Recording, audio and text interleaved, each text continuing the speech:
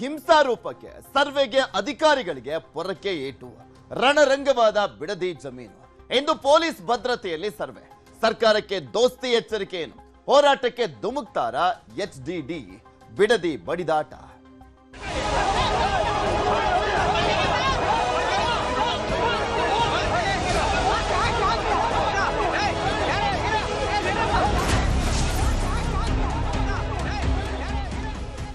ನಿನ್ನೆ ಬಿಡದಿಯಲ್ಲಿ ದೊಡ್ಡ ಹೈಡ್ರಾಮವೇ ಕ್ರಿಯೇಟ್ ಆಗಿತ್ತು. ಅವರು ತೋರಿಸಿದಂತಹ ಪೊರಕೆ ಹೊಡೆದಂತಹ ಕಲ್ಲು ಅದು ಬರೀ ಅಧಿಕಾರಿಗಳಿಗೆ ಮಾತ್ರ ಅಲ್ಲ, ಸರ್ಕಾರಕ್ಕೆ ಹೊಡೆದಂತಾಗಿದೆ, ಸರ್ಕಾರಕ್ಕೆ ತೋರಿಸಿದಂತಾಗಿದೆ ಪೊರಕೆಯನ್ನ. ಈ ಒಂದು ವಿಚಾರ ಬರೀ ಬಿಡದಿಯ 8 ರಿಂದ 9 ಹಳ್ಳಿಗೆ ಮಾತ್ರ ಸೀಮಿತ ಆಗ್ತಾ ಇಲ್ಲ, ದೊಡ್ಡ ಮಟ್ಟದಲ್ಲಿ ಹಬ್ತಾ ಇದೆ. ಎಲ್ಲ ಸೋಷಿಯಲ್ ಮೀಡಿಯಾದಲ್ಲಿ ವಿಡಿಯೋಗಳು ವೈರಲ್ ಆಗ್ತಾ ಇದೆ. ಡಿ.ಕೆ. ಶಿವಕುಮಾರ್ ಅವರ ಸರ್ಕಾರಕ್ಕೆ ಮಹಾಕಂಟಕ ಆದ್ರೂ ಕೂಡ ಆಗಬಹುದು. ಈ ಒಂದು ಹೋರಾಟವನ್ನು ನೋಡ್ತಾ ಇದ್ರೆ ಅಂತಿಮ ಸುತ್ತಿನ ಹೋರಾಟದ ರೀತಿಯಲ್ಲಿ ರೈತರು ಅಖಾಡಕ್ಕೆ ಇಳಿದಂತೆ ಕಾಣಿಸ್ತಾರೆ.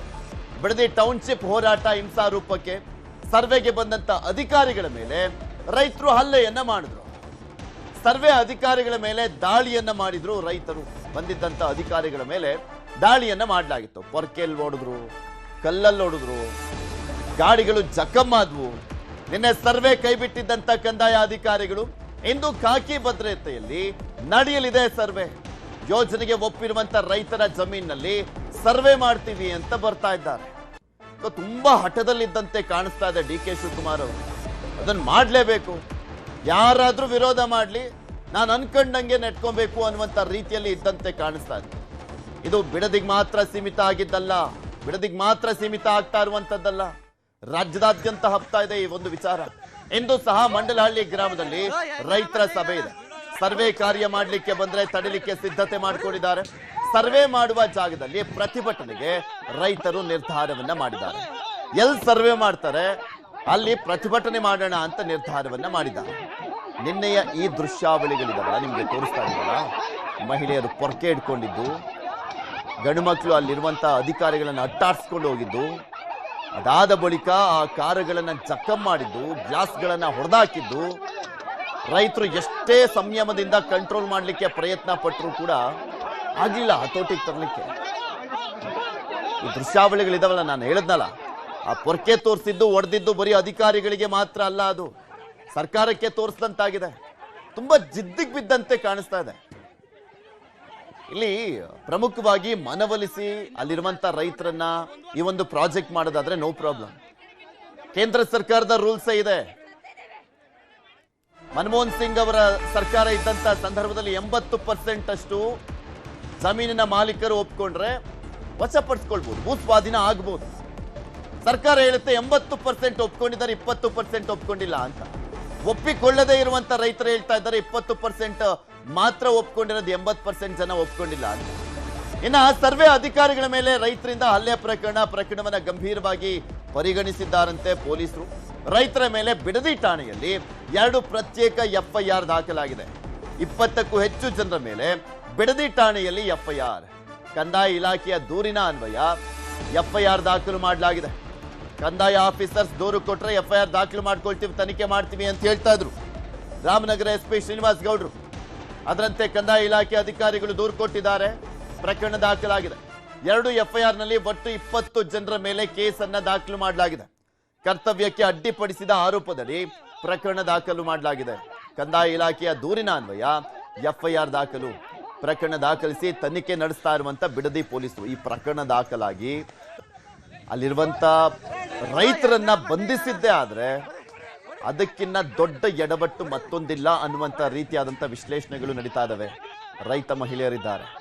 ರೈತ ಮಹಿಳೆಯರು ಅನ್ನೋದಕ್ಕಿಂತ ಅಲ್ಲಿ ಜಮೀನನ್ನ ಕಳ್ಕೊಳ್ಳಿಕ್ಕೆ ರೆಡಿ ಇಲ್ಲದಂತ ಮಹಿಳೆಯರು ಆಕ್ರೋಶವನ್ನ ವ್ಯಕ್ತಪಡಿಸ್ತಾ ಇದ್ದಾರೆ ಸಹಜವಾಗಿ.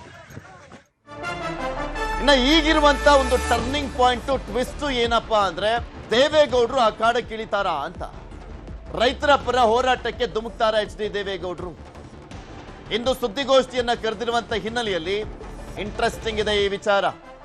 ದೇವೇಗೌಡರು ಅಖಾಡಕ್ಕೆ ಇಳಿದಿದ್ದೆ ಆದ್ರೆ ಅದರ ಸ್ವರೂಪ ಬೇರೆ ಆಗುತ್ತೆ. JDS ಕಚೇರಿಯಲ್ಲಿ HD ದೇವೇಗೌಡರು ಸುದ್ದಿಗೋಷ್ಠಿಯನ್ನ ಕರೆದಿರುವಂತದ್ದು. ಸುದ್ದಿಗೋಷ್ಠಿಯಲ್ಲಿ ರೈತರ ಪರ ನಿಲ್ಲುವ ಘೋಷಣೆ ಮಾಡುವ ಸಾಧ್ಯತೆ. ಈಗ ರೈತರ ಪರವಾಗಿ ನಿಂತ್ಕೊಂಡಿದ್ದಾರೆ ದೇವೇಗೌಡರೇನು ರೈತರ ಪರವಾಗಿ ನಿಂತಿಲ್ಲ ಅನ್ನೋದಲ್ಲ. ಇಲ್ಲಿ ಮ್ಯಾಟ್ರು ದೇವೇಗೌಡರು ಏನಾದರೂ ಅಲ್ಲಿ ಬಂದು ಕೂತ್ಕೊಂಡ್ರೆ ಮುಗೀತು ಕತೆ. ಅವರು ಬೆಂಬಲ ಕೊಡ್ತಾನೆ ಬಂದಿದ್ದಾರೆ, ರೈತರ ಪರವಾಗಿ ನಿಂತ್ಕೊಂಡಿದ್ದಾರೆ. ಅಕಸ್ಮಾತ್ ಹೋರಾಟದ ಜಾಗದಲ್ಲಿ ದೇವೇಗೌಡರು ಬಂದು ಕೂತ್ಕೊಂಡ್ರೆ ಅದರ ಸ್ವರೂಪ ಬೇರೆಯದ್ದೇ ರೀತಿಯಲ್ಲಿ ಆಗುತ್ತೆ. ಸಿಎಂ ಡಿ.ಕೆ. ಶಿವಕುಮಾರ್ಗೆ ಎಚ್ಚರಿಕೆ ನೀಡುವಂತ ಸಾಧ್ಯತೆ ಇಲ್ಲ, ಅವರೇ ಆ ಕಾಡಕ್ಕೆ ಧುಮುಕುವಂತದ್ರ ಬಗ್ಗೆ ಘೋಷಣೆ ಮಾಡ್ತಾರ ನೋಡ್ಬೇಕು. ಇನ್ನು ಬಿಡದಿ ಟೌನ್ಶಿಪ್ ವಿಚಾರವಾಗಿ ದೋಸ್ತಿ ನಾಯಕರು ಏನ್ ಮಾತನಾಡಿದ ನೋಡೋಣ. ಏಕಾಏಕಿ ಸರ್ಕಾರದ ಅಧಿಕಾರಿಗಳು ಅಲ್ಲಿ ಸರ್ವೆ ಮಾಡಲಿಕ್ಕೆ ಬಂದಾಗ ಅಹಿತಕರ ಘಟನೆಗಳು ಏನು ನಡೆದಿರ್ತಕ್ಕಂಥದ್ದಕ್ಕೆ ಇವತ್ತು ಸರ್ಕಾರದ ಚಿಂತಾವಣೆಯೇ ಏನಿದೆ, ನಮ್ಮ ರೈತ ಬಂಧುಗಳಿಗೆ, ನನ್ನ ತಾಯಂದರಿಗೆ, ರೈತ ಜೀವನವನ್ನು ನಿರ್ವಹಿಸ್ತಕ್ಕಂಥ ತಾಯಂದರಿಗೆ ಮನವಿ ಮಾಡ್ತಕ್ಕಂಥದ್ದು, ಯಾವುದೇ ಕಾರಣಕ್ಕೂ ಯಾವುದೇ ಕೆಟ್ಟ ಘಟನೆಗಳಿಗೆ ಅವಕಾಶ ಕೊಡದೆ ಇವತ್ತು ಶಾಂತಿಯುತವಂತ ನಿಮ್ಮ ಹೋರಾಟ ಏನಿದೆ ಅದನ್ನು ಮುಂದುವರಿಸಿ, ಕಾನೂನಿನ ವ್ಯಾಪ್ತಿಯಲ್ಲಿ ನಿಮ್ಮ ಹೋರಾಟದಲ್ಲಿ ಯಾವುದೇ ರೀತಿಯ ಸರ್ಕಾರದ ದೌರ್ಜನ್ಯ ದುರ್ಬಳಕೆಗೆ ನಿಮ್ಮ ಶಾಂತಿಯುತ ಹೋರಾಟಕ್ಕೆ ಯಾವುದೇ ರೀತಿಯ ವಿರೋಧ ಆಗಬಹುದು ಅಂತಕ್ಕಂಥ ನಾನು ಹೇಳಲಿಕ್ಕೆ ಬಯಸ್ತೀನಿ. ರೈತರ ಭಾವನೆಗಳ ಜೊತೆ ಚಲ್ಲಾಟ ಆಡದಿರಾ ಅವರ ಎದೆ ಮೇಲೆ ಮರಣ ಶಾಸನವನ್ನು ಬರೀತಕ್ಕಂಥ ಪ್ರಯತ್ನ ಮಾಡ್ತಾ ಇರ್ತಕ್ಕಂಥ ಈ ರಾಜ್ಯ ಸರ್ಕಾರ. ರೈತರು 90% ಜನ ಇದಕ್ಕೆ ಒಪ್ಪಿಗೆ ಸೂಚಿಸಿಲ್ಲ. ಇದು ಭಾಳ ಸ್ಪಷ್ಟ, ಅಲ್ಲಿರ್ತಕ್ಕಂಥ ನೈಜ ಸತ್ಯಾಂಶ ಇದು. ಆದರೆ ಇವೆಲ್ಲವನ್ನು ಗಾಳಿಗೆ ತೋರಿ ಅಲ್ಲಿ ರಿಯಲ್ ಎಸ್ಟೇಟು ದಂಧೆ ಮಾಡ್ತಕ್ಕಂಥದ್ದಕ್ಕೆ, ಅಲ್ಲಿಂದ ಒಂದು 35-40 ಸಾವಿರ ಹಣ ಉತ್ಪಾದನೆ ಮಾಡ್ತಕ್ಕಂಥದ್ದಕ್ಕೆ ಮುಖ್ಯಮಂತ್ರಿಗಳಾಗಿ ಕೂತಿರ್ತಕ್ಕಂಥವರು ನಡ್ಕೊಳ್ತಾ ಇರ್ತಕ್ಕಂಥ ಒಂದು ರೀತಿ ಏನಿದೆ ಇದು ಅತ್ಯಂತ ಖಂಡನೀಯ. ರೈತರ ಬಗ್ಗೆ ಕಾಳಜಿ ಇರದೇನೆ ರಿಯಲ್ ಎಸ್ಟೇಟ್ ಬಗ್ಗೆ ಕಾಳಜಿನ ತೋರ್ತಾ ಇರ್ತಕ್ಕಂಥ ರಾಜ್ಯದ ಮುಖ್ಯಮಂತ್ರಿಗಳು ಡಿ.ಕೆ. ಶಿವಕುಮಾರ್ ಅವರು ಏನಿದ್ದಾರೆ, ಇವರ ಧೋರಣೆಯ ಪರಿಣಾಮವಾಗಿ ಇವತ್ತು ಅಧಿಕಾರಿಗಳು ರೈತರ ಬಿಸಿಯನ್ನ ಎದುರಿಸಬೇಕಾಗಿದೆ, ರೈತರ ಸಿಟ್ಟನ್ನು ಎದುರಿಸಬೇಕಾಗಿದೆ. ರಾಜ್ಯದ ಮುಖ್ಯಮಂತ್ರಿಗಳಿಗೆ ರೈತರ ಹಿತಾಸಕ್ತಿಯನ್ನು ಬದಿಗಿಟ್ಟು ರಿಯಲ್ ಎಸ್ಟೇಟ್ ಇಂದ ಹೋಗ್ತಾ ಇರುವಂತ ಪರಿಣಾಮವಾಗಿ ಇವತ್ತು ರೈತರು ಬೀದಿಗಿಳಿದು ಹೋರಾಟ ಮಾಡುವಂತ ಸನ್ನಿವೇಶ ಬಿಡದಿನಲ್ಲಿ ಇವತ್ತು ನಿರ್ಮಾಣ ಆಗಿದೆ. ಇಲ್ಲಾದರೂ ನೋಡ್ಬೋದು ಖಾಲಿ ಜಮೀನು, ನೀ ಅಲ್ಲಿ ಒಂದು ಅಂಗ್ಲನೂ ಖಾಲಿ ಜಮೀನು ಎಲ್ಲೂ ಇಲ್ಲ. ಅಲ್ಲಿ ಅಷ್ಟು ಫಲವತ್ತಾಗಿದೆ, ಅಷ್ಟು ಗ್ರೀನರಿ ಇರೋವಂಥದ್ದು. ನೀವು ಅದನ್ನು ಅಕ್ವೈರ್ ಮಾಡಿ ನೀವು ರಿಯಲ್ ಎಸ್ಟೇಟ್ ಮಾರಾಟ ಮಾಡೋಕ್ಕೆ ಹೊರಟ್ರೆ ಇನ್ನೇನು ಹೇಳ್ತಾರೆ? ರೈತರ ನೀವು ರೈತರನ್ನ ಕನ್ವಿನ್ಸ್ ಮಾಡಬೇಕಾಯ್ತು, ಅದನ್ನು ಮಾಡಿಲ್ಲ. ರೈತರನ್ನ ಕೊಂಡ್ಕೊಳಕ್ಕೆ ಹೋಗ್ತಾ ಇದ್ದೀರಾ. ನಾನು ಕೂಡ ಇನ್ನೊಂದು ಬಾರಿ ಬಿಡದಿಗೆ ಹೋಗ್ತಾ ಇದ್ದೀನಿ, ಅಲ್ಲಿ ದೊಡ್ಡ ಹೋರಾಟವನ್ನು ನಾವು ತಗೊಂತೀರಿ. ಇದೆಲ್ಲದ್ರ ಬಗ್ಗೆ ಇನ್ನಷ್ಟು ಮಾಹಿತಿಯನ್ನ ಕೊಡ್ತಾ ಹೋಗ್ತಾರೆ. ಪ್ರತಿಭಟನೆ ನಡೀತಾ ಇರುವಂತಹ ಸ್ಥಳ ಬೈರಮಂಗಲ, ಅಲ್ಲಿಂದಲೇ ನೇರ ಸಂಪರ್ಕದಲ್ಲಿ ಜಾಯ್ನ್ ಆಗಿದ್ದಾರೆ ನಮ್ಮ ಪ್ರತಿನಿಧಿ ಮಾದೇಶ್. ಈ ಒಂದು ಹೋರಾಟ ಈಗ ರಾಜ್ಯವ್ಯಾಪಿ ಆಗ್ತಾ ಇದೆ, ಬರೀ ಬಿಡದಿಗೆ ಮಾತ್ರ ಸೀಮಿತ ಆಗಿರುವಂತದ್ದಲ್ಲ. ನಿನ್ನೆ ತೋರಿಸಿದಂತ ಪೊರಕೆ ಹೊಡೆದಂತ ಕಲ್ಲು ಅದು ಸರ್ಕಾರಕ್ಕೆ ಹೊಡೆದಂತಾನೆ ಕಾಣಿಸ್ತಾ ಇರುವಂತದ್ದು. ಇವತ್ತು ಹೇಗಿದೆ ಅಲ್ಲಿ ಪರಿಸ್ಥಿತಿ, ಮತ್ತೆ ರೈತರ ಅಂದ್ರೆ ಒಂದು ಭೂಸ್ವಾದಿಂದ ಪರವಾಗಿನೂ ಕೂಡ ಇವತ್ತೊಂದು ಹೋರಾಟ ಆಗುತ್ತೆ ಅಂತೆಲ್ಲ ಹೇಳಲಾಗ್ತದೆ. ಅಲ್ಲಿ ಪೊಲೀಸರ ಭದ್ರತೆ ಎಲ್ಲ ಹೇಗಿದೆ ಎಕ್ಸ್ಪ್ಲೇನ್ ಮಾಡ್ತಾ ಹೋದಾದ್ರೆ?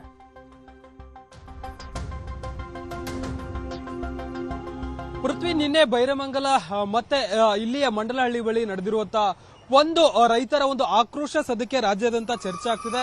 ರಾಜಕೀಯ ವಲಯದಲ್ಲಿ ಸಾಕಷ್ಟು ಚರ್ಚೆ ಮಾಡುವಂತ ಕೆಲಸವನ್ನ ಮಾಡಲಾಗ್ತಿದೆ. ಈಗಾಗಲೇ ನಿನ್ನೆ ನಡೆದಿರುವಂತಹ ಒಂದು ಘಟನೆಗೆ ಸಂಬಂಧಪಟ್ಟಂತೆ ಎರಡು ರೀತಿಯಾದಂತಹ ಚರ್ಚೆ ಇಲ್ಲಿ ನಡೀತಿದೆ. ಇಲ್ಲೇ ಇರುವಂತಹ ಅಂದ್ರೆ ಬಿಡದಿ ಟೌನ್ಶಿಪ್ ನನ್ನ ಬೆಂಬಲಿಸಿ ಒಂದಷ್ಟು ರೈತರು ಇಲ್ಲಿ ಬೆಂಬಲವನ್ನ ವ್ಯಕ್ತಪಡಿಸುವಂತಹ ಕೆಲಸವನ್ನ ಮಾಡಲಾಗ್ತಿದೆ. ಮತ್ತೊಂದು ಕಡೆ ನಾವು ನಮ್ಮ ಜಮೀನನ್ನ ಈ ಒಂದು ಟೌನ್ಶಿಪ್ಗೆ ಕೊಡೋದಿಲ್ಲ ಅಂತೇಳಿ ಮತ್ತಷ್ಟು ರೈತರು ಆಕ್ರೋಶ ವ್ಯಕ್ತಪಡಿಸುವಂತ ಕೆಲಸವನ್ನ ಮಾಡಲಾಗ್ತಿದೆ. ಒಂದೇ ದಿನ ಇವತ್ತು ಬಂದು ಅಧಿಕಾರಿಗಳು ಜೆಎಂಸಿ ಅಧಿಕಾರಿಗಳು ಸರ್ವೆ ಮಾಡುವಂತ ಕೆಲಸವನ್ನ ಮಾಡಲಾಗ್ತದೆ. ಒಟ್ಟು ಎರಡು ರೀತಿಯಾದಂತಹ ದೃಶ್ಯಗಳು ಇಲ್ಲಿ ಕಂಡು ಬರ್ತದೆ. ಒಂದು ಕಡೆ ಇವತ್ತು ನಡೀತಿರುವಂತಹ ಸರ್ವೆಗೆ ವಿರೋಧ ವ್ಯಕ್ತಪಡಿಸಿ ಒಂದಷ್ಟು ಜನ ರೈತರು ಪ್ರತಿಭಟನೆ ಮಾಡೋದಕ್ಕೆ ಮುಂದಾಗ್ತಿದ್ದಾರೆ. ಅದೇ ಸಂದರ್ಭದಲ್ಲಿ ಒಂದಷ್ಟು ಜನ ಯಾರು ರೈತರು ಬೆಂಬಲವನ್ನ ವ್ಯಕ್ತಪಡಿಸಿದ್ದಾರೆ ಈ ಒಂದು ಟೌನ್ಶಿಪ್ಗೆ ಅಂತವರು ಕೂಡ ಇಲ್ಲಿ ಬಂದು ಬೆಂಬಲ ಸೂಚಿ ಮುಂದಿನ ಭವಿಷ್ಯಕ್ಕಾಗಿ ನಾವು ಜಮೀನು ಕೊಡಬಹುದು ಅಂತೇಳಿ ಒಂದಷ್ಟು ನಿರ್ಧಾರವನ್ನ ಮಾಡಿದ್ದಾರೆ. ಅಂತವ್ರು ನಮ್ಮ ಜೊತೆ ಇದ್ದಾರೆ, ಇಲ್ಲಿ ಮಾತನಾಡಿಸ್ತಾ ಹೋಗ್ತೀನಿ. ಯಾರೆಲ್ಲ ಬೆಂಬಲಕ್ಕೆ ಸೂಚಿಸಿದ್ದಾರೆ ಈ ಒಂದು ಟೌನ್ಶಿಪ್ಗೆ ಅಂತವ್ರು ಕೂಡ ಇದ್ದಾರೆ. ಅವರು ನಿನ್ನೆ ಘಟನೆ ಬಗ್ಗೆ ಏನ್ ಹೇಳ್ತಾರೆ, ಮತ್ತೆ ಅವರು ಇವತ್ತು ಏನೆಲ್ಲ ಪ್ಲಾನ್ ಗಳನ್ನ ಮಾಡ್ಕೊಂಡಿದ್ದಾರೆ ಅಂತೇಳಿ ಅವ್ರನ್ನ ಕೂಡ ಮಾತಾಡಿಸ್ತಾ ಹೋಗ್ತೀನಿ. ಸರ್, ನಿನ್ನೆ ನೀವು ನೋಡಿರ್ಬೋದು, ಕಳೆದ ಸಾಕಷ್ಟು ದಿನದಿಂದಲೂ ಕೂಡ ಟೌನ್ಶಿಪ್ ಬಗ್ಗೆ ಪರ ವಿರೋಧ ಚರ್ಚೆ ಆಗ್ತಾನೆ ಇದೆ. ನಿನ್ನೆ ಅಧಿಕಾರಿಗಳು ಬಂದು ಸರ್ವೆ ಮಾಡಿದಂತ ಸಂದರ್ಭದಲ್ಲಿ ಯಾರು ಬೇಡ ಅಂತ ಕೊಡಕ್ ರೆಡಿ ಇಲ್ಲ, ಅವರು ಗಲಾಟೆ ಮಾಡಿದ್ದಾರೆ. ನೀವು ಬೆಂಬಲ ವ್ಯಕ್ತಪಡಿಸ್ತಿದ್ದೀರಾ, ಏನಿದು ರೈತರಲ್ಲೇ ಯಾಕೆ ಈ ಒಂದು ಭಿನ್ನಾಭಿಪ್ರಾಯಗಳಂತ ಹೇಳಪ್ಪ? ನಮಗೆ ನಮ್ಮ ಮಕ್ಕಳುಗಳು 5 ವರ್ಷ ಆಯಿತು, ಆಸ್ತಿ ಕೊಚ್ಚೆ ನೀರು ಬಿಟ್ಟು ಹೊರಟೋದ್ರು. ನಾವೀಗ ಆಸ್ತಿ ಗೈಲ್ ಗೇಯಕ್ಕಾಗಲ್ಲ, ಗೇಯಕ್ಕೆ ಆಗೋದೇ ಇಲ್ಲ. ಈಗ ನಮಗೆ ಏನಾಗದೆ ಸಾಲಗಳು ಕೊಡಬೇಕು, ಬ್ಯಾಂಕ್ ಸಾಲ ಇವೆ, ನಮಗೆ ಬೇಕಾದಷ್ಟು ವ್ಯವಹಾರಗಳವೆ. ಆಮೇಲೆ ಬೇರೆ ಕಡೆ ಜಮೀನು ತಗೊಂಡಿದ್ದೀನಿ ನಾನು, ಆ ಜಮೀನು ರಿಜಿಸ್ಟರ್ ಮಾಡಿಸ್ಬೇಕು, ನಮ್ಗೆ ಅಕ್ವೈರ್ ಆಗಬೇಕು ಅನ್ನೋದು ನಮಗೆ ಭರವಸೆ, ಅಕ್ವೈರ್ ಆಗಬೇಕು ಅನ್ನೋದು ಇಷ್ಟ. ಸರ್, ಈಗ ಮತ್ತೊಂದು ಕಡೆ ಜಮೀನನ್ನೇ ನಂಬ್ಕೊಂಡು ಅದರ ಲಾಭವನ್ನು ನಂಬ್ಕೊಂಡಿರುವಂತ ರೈತರುಗಳ ವಿಚಾರವಾಗಿ ಏನ್ ಹೇಳ್ತೀರಾ? ಯಾಕಂದ್ರೆ ಒಬ್ಬೊಬ್ಬರ ಒಂದು ಪರ್ಸ್ಪೆಕ್ಟಿವ್ ಬೇರೆ ಬೇರೆ ರೀತಿ ಇರುತ್ತೆ. ಈಗ ಬಹುತೇಕ ಜನ ನಿನ್ನೆ ಬಂದು ಗಲಾಟೆ ಮಾಡಿದ್ದಾರೆ, ಕೊಡೋಲ್ಲ ಅಂತ ಹೇಳ್ತಿದ್ದಾರೆ. ಈ ರೀತಿಯಾದಂಥದ್ದು ಏನ್ ಹೇಳ್ತೀರಾ ಅಂತ? ಅವ್ರವ್ರ ಇಷ್ಟ, ಕೊಡೋರು ಇಷ್ಟ, ಕೊಡದವ್ರು ಇಷ್ಟ. ಕೊಡೋರು ಕೊಡ್ಬೋದು, ಕೊಡದವ್ರು ಇರ್ಬೋದು, ಯಾರು ಒತ್ತಾಯ ಏನಿಲ್ಲ. ನಮ್ಮದು ನಾವು ಕೊಡಕ್ಕೆ ರೆಡಿಯಾಗಿದ್ದೀವಿ. ಮತ್ತೊಬ್ಬರು ಇದ್ರೆ ಅವ್ರನ್ನ ಕೂಡ ಮಾತನಾಡಿಸಿ ಹೋಗ್ತೀನಿ. ಸರ್, ಎಷ್ಟು ಜನ ಬೆಂಬಲ ಸೂಚನೆ ನೀಡ್ತಿದ್ದಾರೆ ಇಲ್ಲಿ, ಎಷ್ಟು ಜನ ವಿರೋಧ ವ್ಯಕ್ತಪಡಿಸಿದ್ದಾರೆ ಅಂತ? ಸರ್, ಈಗ ನಮ್ಮ ಹೆಸರು ಮಂಜುನಾಥ್ ಅಂತ, ಮನನಹಳ್ಳಿ ಗ್ರಾಮದವ್ರು, ಅಳ್ಳಡ್ಸನ ಸರ್ವೆ ನಂಬರು ನಮ್ದು. ಈಗ 80% ಇದ್ದೀವಿ 80% ಇದ್ದೀವಿ ಅಂತಾರಲ್ಲ, 80% ಇರೋರು ಯಾಕೆ ಸರ್ ಹೋಗಿ ಗಲಾಟೆ ಮಾಡ್ತಾರೆ? ಇವಾಗ ನಾವು 20% ಪರ ಇರೋರು ಇದ್ದೀವಿ, ನಾವು 20% ಕುಟ್ಕೋತೀವಿ. 80% ಇರೋರು ಕೋರ್ಟ್ಗೆ ಹೋಗ್ಬೇಕು, ಸರ್ಕಾರದ ಮುಂದೆ ಮಾಡಬೇಕು. ಪಾಪ ಹೆಣ್ಮಕ್ಳು ಅಧಿಕಾರಿಗಳಿಗೆಲ್ಲ ಹೊಡೆಯೋದಲ್ಲ ಸರ್, ದೌರ್ಜನ್ಯ ಮಾಡೋದಲ್ಲ, ಕಾನೂನು ಸುವ್ಯವಸ್ಥೆ ಪೊಲೀಸರು ವಿಫಲ ಆಗವ್ರ ಇದ್ರಲ್ಲಿ. ಪೊಲೀಸರು ವಿಫಲ ಆಗಿದ್ದಾರೆ ಇವತ್ತು. ನಿನ್ನೆ ಘಟನೆಗೆ 100 ಜನ ಪೊಲೀಸರಿದ್ದು ಅಧಿಕಾರಿಗಳು ಪಾಪ ಹೊಡೆಸ್ತಾರೆ ಅಂದ್ರೆ ಇದು ರೈತರುಗಳು ಮಾಡೋ ಕೆಲಸನಾ? ಗುಂಡಾ ರೀತಿ ಸರ್ಕಾರ ಇದು ಮಾಡ್ತಾವ್ರ ಇವರು? ಹೇಳಿ ನೀವು ಮಾಧ್ಯಮದವ್ರು ಸ್ವಲ್ಪ ತಿಳಿಸ್ಬೇಕು. ಗುಂಡಾಗಿರಿ ಮಾಡ್ತಾವ್ರ? ರೈತರು ತರ ಪ್ರತಿಭಟನೆ ಮಾಡಬೇಕು. 80% ಇರೋರು ಹೋಗ್ಲಿ ಸರ್ ಕೋರ್ಟ್ಗೆ ಹೋಗ್ಲಿ, ನ್ಯಾಯಾಲಯ ಐತೆ. ಕಾನೂನು ಯಾರು ದೊಡ್ಡವರಲ್ಲ ಕಾನೂನಿಗಿಂತ. ಕಾನೂನು ಮುಖಾಂತರ ಎಲ್ಲ ನಡೀಬೇಕು. ಮತ್ತೆ ಭೂಸ್ವಾಧೀನ ಪ್ರಕ್ರಿಯೆ ಮಾಡುವಂತ ನಿಟ್ಟಿನಲ್ಲಿ ಸರ್ವೆ ಹೋಗ್ತಾ ಇದಾರಲ್ಲ, ಯಾರು ರೈತರ ಪರವಾಗಿದಾರಲ್ಲ ಅವರು ಇವತ್ತು ಪ್ರತಿಭಟನೆಗೆ ಬಂದಿದಾರಲ್ಲ, ಇವರೆಲ್ಲ ಮಂಡಲಹಳ್ಳಿ ಗ್ರಾಮದವರ ಅಥವಾ ಸುತ್ತಮುತ್ತಲಿನ ಗ್ರಾಮದವರಂತ?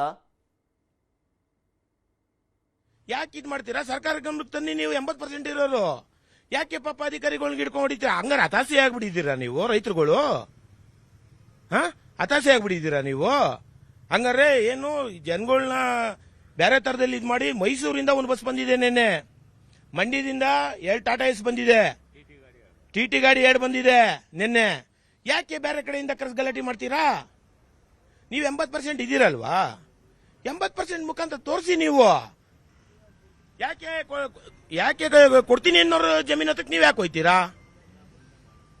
ಇವಾಗ ನಿಮ್ ಜಮೀನಿಗೆ ಬಂದ್ರೆ ಹೇಳಿ, ನೀವು ಕಾನೂನು ಮುಖಾಂತರ ಮಾಡ್ಕೋತೀರಾ, ಏನ್ ಮಾಡ್ಕೋತೀರಾ ನಮ್ಗೆ ಗೊತ್ತಿಲ್ಲ. ನಾವು ಕೊಡಬೇಕು, ನಾವು ಕೊಡ್ತೀವಿ, ನಾವು ರೆಡಿ ಇದ್ದೀವಿ.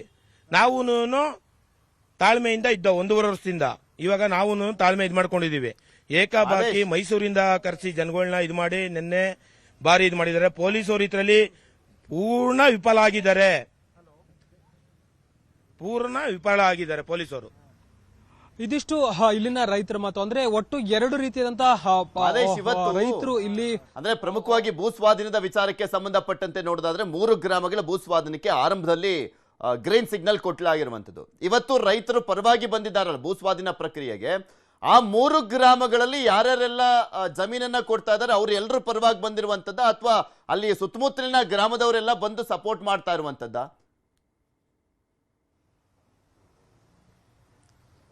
ಪೃಥ್ವಿ, ಸದ್ಯಕ್ಕೆ ಇಲ್ಲಿ ಒಂದಷ್ಟು ಜನ ಅಂದ್ರೆ ಇವತ್ತು ಯಾವ ರೀತಿ ಸರ್ವೆ ನಡೀತಿದೆಯಲ್ಲ, 27 ಎಕರೆ 11 ಗುಂಟೆ ಜಮೀನಿನ ವಿಚಾರಕ್ಕೆ ಸಂಬಂಧಪಟ್ಟಂತೆ ಯಾರೆಲ್ಲ ಒಂದು ಅಕ್ವೇರ್ಗೆ ಸಹಿ ಹಾಕಿದ್ದಾರೆ ಅಂತವರು ಮಾತ್ರ ಸಪೋರ್ಟ್ ಮಾಡೋದಕ್ಕೆ ಇಲ್ಲಿ ಬಂದಿದ್ದಾರೆ. ಎಷ್ಟು ಜನ ಅಂತಂದ್ರೆ ಒಟ್ಟು 27 ಜನ ಮಾಲೀಕರು, ಅಂದ್ರೆ 27 ಎಕರೆ ಏನಿದೆ ಒಟ್ಟು 27 ಜನ ಮಾಲೀಕರು ಬರ್ತಾರೆ. ಅದರಲ್ಲಿ 21 ಜನ ಈ ಒಂದು ಟೌನ್ಶಿಪ್ಗೆ ನಾವು ಬೆಂಬಲ ಸೂಚಿಸ್ತೇವೆ ಅಂತೇಳಿ ಈಗಾಗಲೇ ಸಹಿಯನ್ನು ಕೂಡ ಹಾಕುವಂತ ಕೆಲಸವನ್ನು ಮಾಡಿದ್ದಾರೆ. ಆ ಒಂದು ಭಾಗ ಏನಿದೆ ಅವರು ಬೆಂಬಲ ಸೂಚಿಸಿ ಇಲ್ಲಿ ಬಂದು ಬೆಂಬಲ ಸೂಚಿಸುವಂತೆ, ಅಂದ್ರೆ ಯಾಕಂದ್ರೆ ಅವರಿಗೆ ಒಂದಷ್ಟು ಇರುವಂತಹ ಒಂದಷ್ಟು ಆರ್ಥಿಕ ವ್ಯವಸ್ಥೆ ಆಗಿರ್ಬೋದು, ಅವರ ಒಂದಷ್ಟು ಫ್ಯೂಚರ್ ಪ್ಲಾನ್ ಏನೇನಾಗುತ್ತೆ ಅಂತ. ಧನ್ಯವಾದ ಮಾದೇಶ್ ನಿಮ್ಮೆಲ್ಲ ಮಾಹಿತಿಗಾಗಿ. ಟೋಟಲಿ